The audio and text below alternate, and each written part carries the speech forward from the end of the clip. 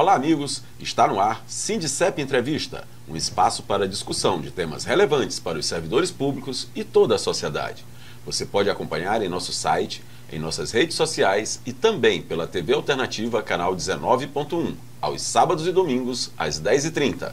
No programa de hoje, vamos receber o advogado, especialista e militante da área ambiental, Guilherme Zagalo. Na pauta, afrouxamento das leis, desmatamento, qualidade do ar e consequências sociais e financeiras. Zagalo, seja bem-vindo ao nosso programa. Obrigado por estar aqui novamente e discutindo esses temas que são tão atuais, né? Infelizmente. Zagalo, primeiro queria parabenizá-lo, mais uma vez, por ser sempre essa voz atuante em defesa desse tema tão importante para a sociedade. O bioma cerrado tem sendo destruído muito rapidamente. E o Maranhão hoje está no centro, dessa política. O que a sociedade maranhense pode fazer para diminuir esse problema?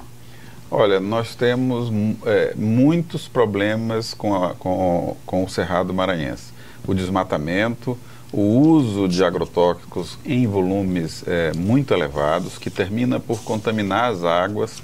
Não é um problema só do Maranhão, no Brasil todo isso tem acontecido, mas aqui isso é bem presente. Agora mesmo a Igreja Católica e a Rede Maranhense de Agroecologia está coletando assinaturas para um projeto de lei de iniciativa popular para proibir a pulverização aérea de agrotóxicos. O que aconteceu já no estado do Ceará chegou a ser impugnado na Justiça e o Supremo Tribunal Federal disse que é possível que estados e municípios editem leis semelhantes. Nós temos já pelo menos 22 municípios no Brasil com iniciativas, leis aprovadas. Aqui no Maranhão temos 2, o mais recente agora foi Caxias. Mas eu mencionei esse exemplo dos agrotóxicos porque esse desmatamento ocorre para pecuária, abertura de área para pecuária extensiva e para a monocultura. Isso, a monocultura destinada à exportação. O que afasta comunidades tradicionais que viviam da coleta de frutos do cerrado, e parte da renda dessas populações era decorrente da coleta de frutos. Isso acaba empurrando essas comunidades para as regiões urbanas, para as áreas urbanas dos municípios, onde vão viver numa situação sem bastante infraestrutura, e precária, Claro. Sem renda, ou seja, um modelo que acaba concentrando a renda. A monocultura, ela emprega poucas pessoas por hectare, muito pouca gente, e isso, esse modelo de desenvolvimento, vamos dizer assim, focado no desmatamento, na exploração extensiva do território com esse tipo de atividade, ele acaba, vamos dizer assim, por piorar os nossos indicadores sociais. As pessoas não conseguem, mas por que o Maranhão é o estado mais pobre da federação? Parte disso se explica por esse modelo que não é recente, tem décadas, Só que ele não há uma mudança de curso, vamos dizer assim. A gente segue expulsando as pessoas da zona rural para a região urbana, com prejuízo da sua sobrevivência. Tem até aprofundado, isso aí, na realidade. E você falou agora sobre a possibilidade de editar uma lei. Agora, Zagalo, a atual situação da Assembleia Maranhense, eu acho que não combina com isso, porque eles acabaram, inclusive, de aprovar uma lei que facilita o agronegócio e dificulta a posse de terra pelas comunidades tradicionais. É verdade. Esse mecanismo da iniciativa popular de leis, ela está previsto na Constituição Federal desde 88. Já tivemos algumas poucas leis em plano no nível federal, mas aqui no Maranhão nós nunca tivemos uma lei de iniciativa popular. Só vai funcionar se essas organizações, Igreja Católica, a Rama, que estão coletando assinaturas, consigam recolher um número tão expressivo que isso gere nos deputados que vão disputar a reeleição em 2026 um temor que isso possa afetar as suas reeleições, os seus projetos políticos. O requisito para se protocolar é um requisito relativamente pequeno. Você precisa de 1% do eleitorado da última eleição anterior, ou seja, nós estamos falando aqui de pouco mais de 50 mil eleitores assinando esse requerimento. Mas se chega um requerimento com esse número de assinaturas, isso não é significativo o suficiente para causar preocupação nessa nossa Assembleia. Como você bem mencionou, acaba de aprovar uma lei que é um retrocesso. Uma lei que facilita a grilagem de terra, dificulta a distribuição da terra, projetos de assentamento para pequenas comunidades, para agricultura familiar. Tudo isso se cruza. Por exemplo, o tema dos agrotóxicos, 72% dos agrotóxicos que são consumidos no Brasil, e o Brasil é o país que mais consome agrotóxicos no mundo, vai para duas culturas, soja e milho. 54% para a soja, 18% para o milho. A agricultura, vamos dizer assim, alimentar, familiar, milho, arroz, feijão, café, todos eles somados não chega a 3% do uso de agrotóxicos. Então, quando a gente está falando, esses temas acabam se entrelaçando, né? A disputa pela terra, a questão do uso de agrotóxicos, esse tipo de legislação que facilita aí a concentração da terra na mão de poucos, empurra pessoas da área urbana da área rural para a zona urbana dos municípios. Isso só vai mudar se nós conseguirmos coletar um número de assinaturas, essa iniciativa aí da Rama e da Igreja Católica do Maranhão, muito maior do que o requisito mínimo. A lei, isso está previsto na Constituição, né, desde 88, mas nós nunca tivemos aqui no estado do Maranhão nenhum projeto de lei de iniciativa popular. O requisito é de 1% do eleitorado. Isso dá pouco mais de 50 mil assinaturas colhidas em pelo menos 40 municípios do estado. Mas se chega um projeto de lei com esse volume apenas de assinaturas na Assembleia, muito provavelmente esse projeto não vai prosperar, né? A iniciativa não substitui os deputados, é apenas a apresentação do projeto de lei substitui a assinatura de um deputado, mas a lei vai ter que ser votada pela Assembleia Legislativa. Então, esse tipo de iniciativa só vai ter êxito se tiver uma coleta significativa, um número muito maior do que o requisito mínimo legal, que faça com que os parlamentares tenham algum receio nos seus projetos de reeleição, enfim, nos seus planos políticos futuros. Ou seja, tem que haver muita pressão popular. Sim. Sim. Muita pressão popular, senão não vai sair. Precisa, e nós precisamos desesperadamente disso. Nós somos um estado em que nós temos hoje um número de benefícios de Bolsa Família maior do que o de pessoas com vínculo formal de emprego.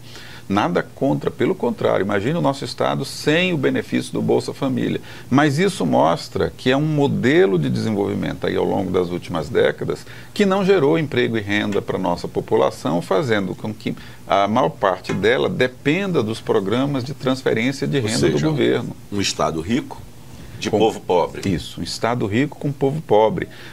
Os governos fazem propaganda do crescimento do PIB, mas o crescimento do PIB ele é distorcido, porque não isso é distribuído para todos. Exatamente. Você tem uma grande empresa, uma grande indústria que gera aí centenas de milhões de dólares com sua exportação, mas emprega ali pouco mais de 1.000 pessoas com salários baixos, não são salários muito elevados que são pagos pela indústria.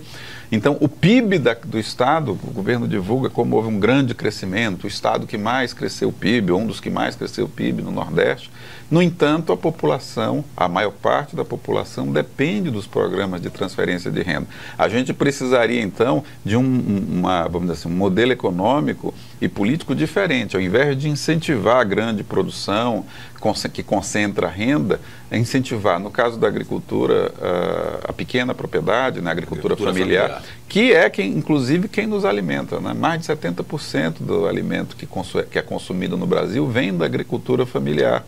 As grandes culturas que estão aí intrinsecamente ligadas com a exportação, seja de grãos ou seja de carne mesmo processada, ela além de gerar poucos empregos, não gera impostos, né, não tem ICMS desde 1996 e emprega muito pouca gente, muito pouca gente. Nós vamos fazer um pequeno intervalo e já voltamos. Servidor Público Federal, venha filiar-se ao Sindicep e participe do exclusivo Clube de Benefícios, criado especialmente para você. São dezenas de parceiros, da área médica ao setor de serviços, com descontos especiais para a família Sindicep. Garanta já para você e seus dependentes as vantagens de ser filiado ao Sindicep. Estamos de volta com o advogado e defensor das causas ambientais, Guilherme Zagallo. Zagallo, presenciamos agora no Rio Grande do Sul um verdadeiro desastre, né? Toda aquela inundação, a grande precipitação de chuva, sim, mas o problema é o escoamento. Com o que está havendo no Maranhão, qual a expectativa da gente em relação a isso? Algumas pessoas têm dito que o que está acontecendo agora no Rio Grande do Sul vai ser o novo normal do planeta, vamos dizer assim. Na verdade, isso não é tecnicamente correto, porque isso é o começo do novo normal. Isso tende a ficar bem pior do que o que está acontecendo. A gente, possivelmente, se nada for feito, se a gente não conseguir reverter as tendências do aquecimento global, das mudanças climáticas de um modo geral, mas com ênfase no aquecimento global, os eventos extremos vão ser ainda mais extremos, situações ainda mais graves do que essa que está recente. A Organização Meteorológica Mundial divulgou ontem que os últimos 12 meses foram os 12 meses mais quentes da história do planeta. Sucessivos recordes, mês após mês. Os eventos extremos, por exemplo, em 2023, nós tivemos mais de 11 mil mortes por inundações no planeta. Nos 50 anos anteriores, o número de mortes acumulada tinha sido 20 mil mortes. Ou seja, em um ano você teve praticamente mais de 50% do que aconteceu na série, período muito grande de tempo. Esse sofrimento todo que o povo do Rio Grande do Sul está convivendo, né, com as mortes que já aconteceram, enfim, com todas as famílias, cidades que foram simplesmente varridas do mapa, bairros inteiros. Muito dessa reconstrução vai ter que ser em outras localidades. Teve alguns municípios que tiveram 3 enchentes no espaço de menos de um ano, setembro, novembro e agora 1º de maio. Para a economia do Rio Grande do Sul, isso vai levar anos. Muitas dessas atividades não conseguirão se recuperar. Aquelas com condições de se recuperar, principalmente na área industrial, que podem deslocar fábricas, reconstruir fábricas em outros locais, isso pode acontecer com deslocamento de população. A gente pode mencionar o caso, por exemplo, de Nova Orleans, nos Estados Unidos, que sofreu com o furacão Katrina há alguns anos. A cidade foi reconstruída, mas hoje ela tem uma população 20% inferior ao que ela tinha antes da catástrofe. Então, essas alterações, vamos dizer assim, elas vão se tornar quase que corriqueiras. Essa semana mesmo foi divulgado um estudo da NASA apontando aqui para a nossa realidade São Luís e parte dos Lençóis Maranhenses como áreas que podem submergir, devem submergir se não houver nenhuma mudança de curso nos próximos anos por conta da elevação do nível do mar. Dados científicos recentes mostram que as estimativas que estavam sendo feitas de elevação, elas na verdade estavam subestimadas, porque algumas áreas de derretimento, sobretudo no hemisfério norte, região de tundra, que tem muito metano, o degelo da Groenlândia, até a Antártida já começa a sofrer com degelo de áreas grandes, uma aceleração da velocidade do degelo das áreas geladas, né? O que deve aí acelerar esse processo. Nos últimos 10 anos, nós tivemos aí uma variação de 0,42 centímetros por ano no nível do mar, ou seja, cada 10 anos 4,2 centímetros. Isso é muita coisa. 1 bilhão de pessoas, a estimativa da ONU, vivem até 1 metro de altitude em relação ao nível do mar. Aqui mesmo em São Luís nós temos áreas de risco, temos áreas que estão abaixo do nível do mar, ali por dentro da barragem do Bacanga. A barragem do Bacanga tem várias funções. Uma delas é proteção para essas áreas que estão situadas num nível mais baixo. Então, essa elevação tão grande num espaço de tempo parece pouco, alguns centímetros a cada 10 anos, mas quando a gente fala em populações atingidas, nós estamos falando de milhões de pessoas.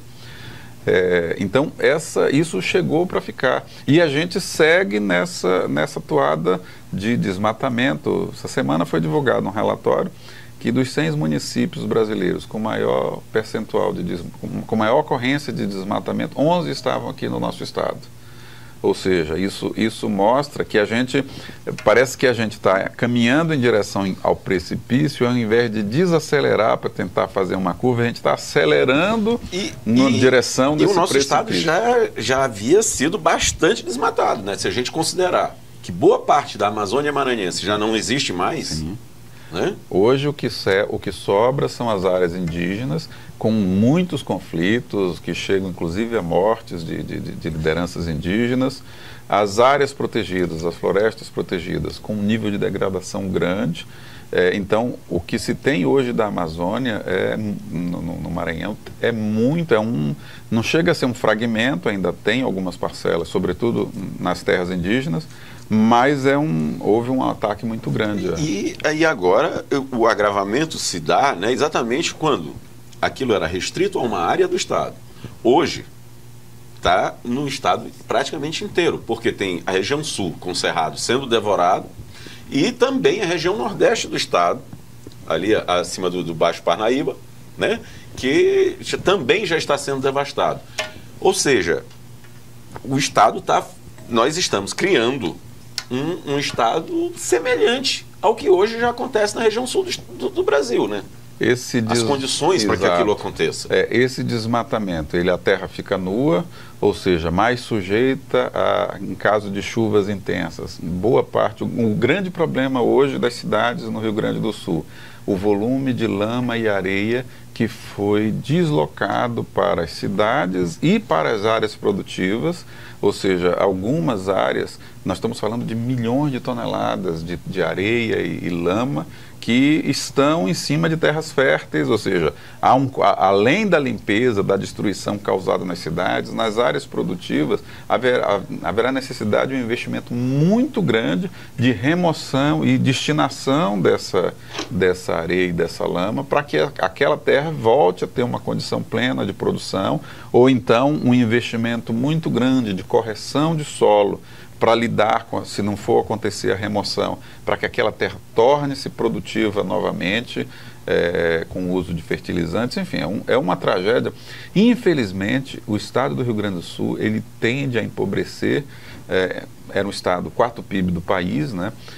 Já era um estado com condições, vamos dizer assim, de desenvolvimento humano mais elevadas, mas eles vão retroceder alguns degraus aí na escala da felicidade, enfim, de atendimento às condições mínimas de sobrevivência, por conta dessa tragédia. Isso vai levar anos para, não digo para recuperar tudo, porque algumas coisas simplesmente não serão recuperáveis. As vidas perdidas,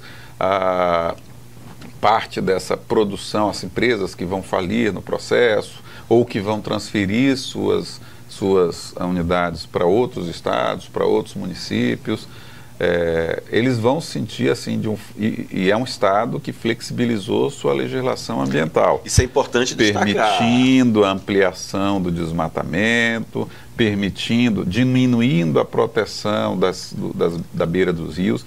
Vamos dizer, o aquecimento global é um problema do planeta, mas se você tem áreas protegidas, se as margens dos rios estão com vegetação, a velocidade com que essa água da chuva chega nos rios diminui, uma parte infiltra, ou seja, a intensidade da tragédia seria menor em vidas humanas, em prejuízos materiais. E é importante destacar também esse fator simples.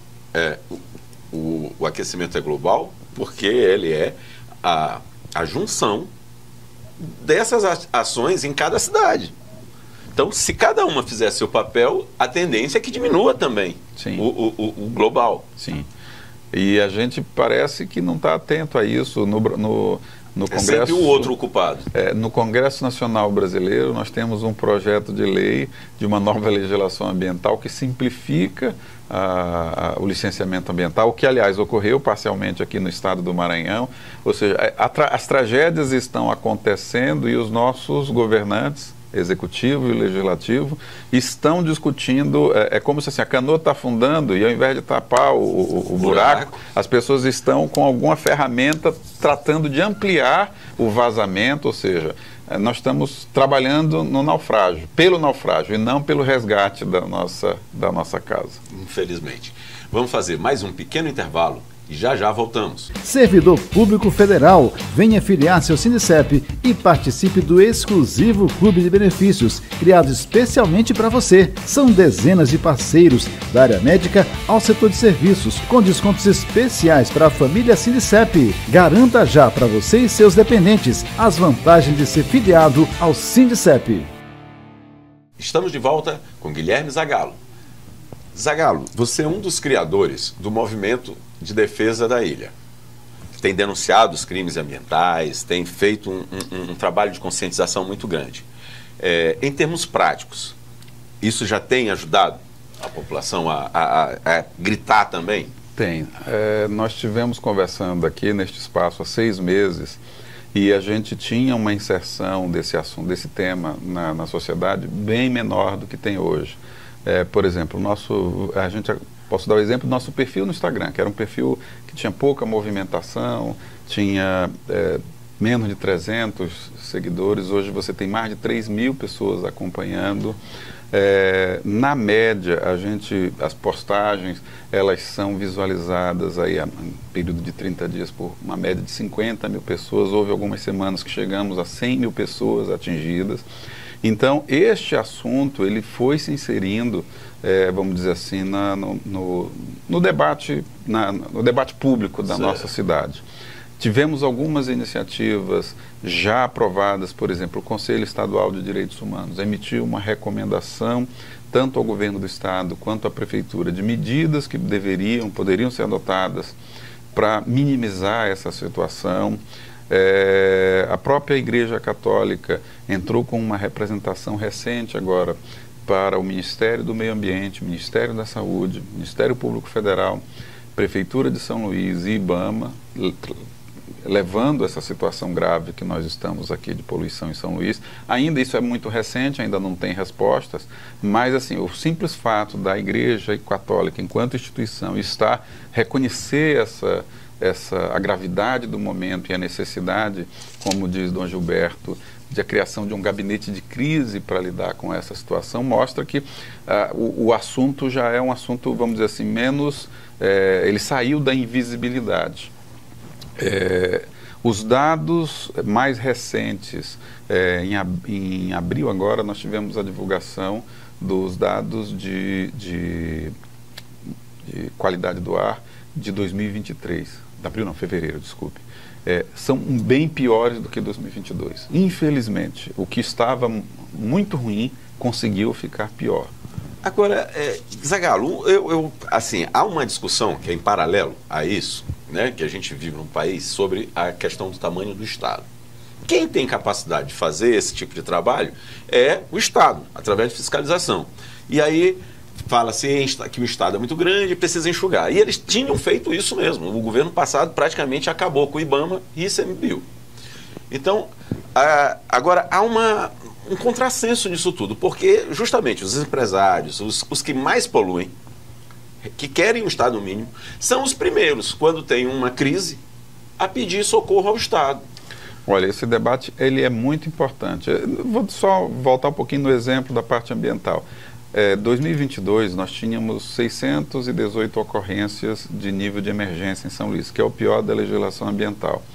Quando vem 2023, os relatórios do governo do Maranhão apontam 903 ocorrências, ou seja, 2,5 vezes por dia, algum bairro de São Luís está no nível de emergência e deveria, em situação normal, suspender atividades escolares, proibir atividade física ao ar livre, reduzir a produção industrial. Isso aconteceria se o nosso órgão ambiental tivesse um plano de eventos críticos, um plano para controle de emissões atmosféricas, que são documentos obrigatórios previstos na legislação ambiental atual e que não existem, porque a nossa SEMA ela tem um déficit de pessoas, um déficit de investimento de recursos. Os técnicos e dirigentes da SEMA em eventos perante o Ministério Público Estadual ou perante a Assembleia Legislativa registram. Eles não têm eles são sinceros, né? Dizem, olha, nós não temos nem pessoal, nem recursos suficientes para a produção desses relatórios. Então, isso tem consequências, né? Essa redução da capacidade de fiscalização, seja no nível federal, no nível estadual, isso tem consequências. Você não tem a fiscalização e a elaboração dos planos que são previstos em lei. Então, você, mesmo com um problema grave, esse problema grave ele não só continua, como em alguns casos ele se amplia. E na hora da crise, aí a gente vê os mesmos liberais que trabalharam pela redução do Estado, o exemplo agora do Rio Grande do Sul é muito perceptível. Nós temos, tanto na prefeitura quanto no governo do Estado, governantes liberais, em níveis diferentes, né? Um é ultraliberal, o outro é apenas liberal, mas a gente percebe que um Estado que não tinha a menor capacidade de lidar com um evento dessa natureza, porque tinha promovido o desmonte das estruturas. A própria prefeitura, né, de Porto Alegre tinha sucateado o órgão que tomava conta da cidade. 23 bombas que deveriam proteger, expulsar a água da cidade para o Rio Guaíba e as comportas, né, o famoso muro do Mauá, só 4 funcionaram durante todo o período. Agora mesmo, após o nível ter baixado, boa parte dessas bombas ainda não estão funcionando. Então, essas escolhas de redução do Estado, ela tem consequências em vidas humanas. É um discurso bonito, que o Estado tem que ter um equilíbrio fiscal, tem que ter saudável economicamente, só que na hora em que você tem um evento dessa magnitude, o preço é pago em vidas humanas. E o próprio preço financeiro também não é baixo. Não. No caso, porque a reconstrução ela é muito mais cara do que a construção. Exatamente.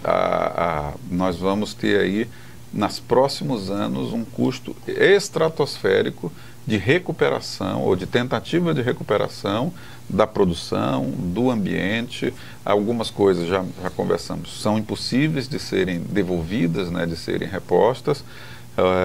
Então, o povo gaúcho está aprendendo do pior jeito possível as consequências de escolher governantes liberais, governantes que pregam o Estado mínimo. Isso nós tivemos aqui no Brasil durante 6 anos, no Executivo Federal, essa visão de liberal de governo, com consequências, um verdadeiro desmonte do Estado, que ainda não foi totalmente revertido, e acho que vai levar muito tempo até se reverter, porque há também por parte da própria mídia uma pressão sempre pelo ajuste fiscal, sempre pelo... É como se as pessoas estivessem quase que desejando, olha, não, na pandemia não pode jogar dinheiro, que senão as pessoas... O que é importante é manter a saúde fiscal das contas públicas. O importante é manter as pessoas vivas. Elas é que produzem isso. Elas é que produzem, o Estado existe para as pessoas, não as pessoas existem para o Estado. Perfeito. Então, algumas coisas que a gente vai... A pandemia foi também uma consequência dessas mudanças climáticas, né? A ação do homem aproximando doenças que só ocorriam em determinadas regiões ou em determinados animais que acabam passando para a humanidade, enfim, se torna um vírus que ataca também pessoas e não só determinados animais. Então, a pandemia foi um exemplo, um pouco disso, de como essas mudanças climáticas podem afetar a humanidade e de qual custo que isso representa, né? Aconteceu no Brasil e no planeta como um todo. Zagalo, e em relação à nossa ilha, em relação a esse movimento, como as pessoas podem ajudar? Olha, principalmente debatendo esse tema, tomando ciência primeiro, iniciativas como essa de vocês aqui, de estar fazendo debate numa TV aberta, é muito importante. Participando, acessando, por exemplo, o canal do Movimento de Defesa da Ilha, no Instagram, @Movimento de Defesa da Ilha, SLZ, os dados técnicos, os artigos científicos que embasam essa nossa opinião estão lá disponíveis para as pessoas acessarem, tomarem consciência E aí, a partir daí, cada um vai tomar a sua opção. Vai aceitar como inevitável que essa situação dramática, ambiental que São Luís vive, ou vai tentar, de alguma forma, fazer pressão política, escolher melhores governantes, vereadores, prefeitos, governadores, enfim. Nós precisamos mudar a qualidade da nossa... Não é contra a política, nós precisamos melhorar a qualidade dela. Melhorar a qualidade da política. No nosso caso específico, por exemplo, agora recente, acaba de ser publicado um artigo científico que mostra que o peixe comercializado no mercado de São Luís, no mercado de peixe ali da Praia Grande, está contaminado por mercúrio. O mais contaminado é a pescada amarela, que também, coincidentemente, é o de maior consumo nosso, com 0,29 miligramas por quilo de pescado. Isso é um pouco abaixo do que é permitido no Brasil. No Brasil se permite até meio miligrama, 0,50 miligrama por quilo de pescado. O problema é que o nosso hábito alimentar é de consumir peixe muitas vezes por semana, de 2 a 3 vezes. Né? Então, a conclusão dos cientistas que elaboraram o artigo é que não é seguro nesse momento, nesse nível de consumo que a gente não é mais seguro. Já não é mais seguro. Está dentro do permitido, mas como a gente come muitas vezes por semana, a recomendação, por exemplo, é de limitar a 1 vez por semana o consumo, pelo menos desses pescados. O artigo avaliou 9 peixes diferentes.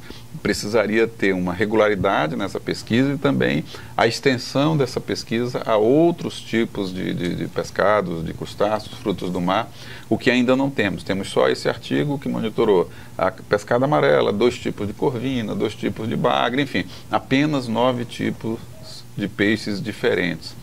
É muito triste quando numa cidade litorânea, cujo um dos principais atrativos, inclusive para o turismo, é a gastronomia de frutos do mar, que a gente comece a ter restrições dessa natureza, restrições para a nossa vida diária, né, o que a gente coloca na nossa mesa, para as pessoas que vêm nos visitar esperando desfrutar desse tipo de atividade, ou seja, isso começa a afetar os empregos do turismo, economia, enfim, afeta a vida geral. Esses metais pesados, mercúrio é um deles, decorrentes aí da queima de carvão mineral, conversamos da última vez, né?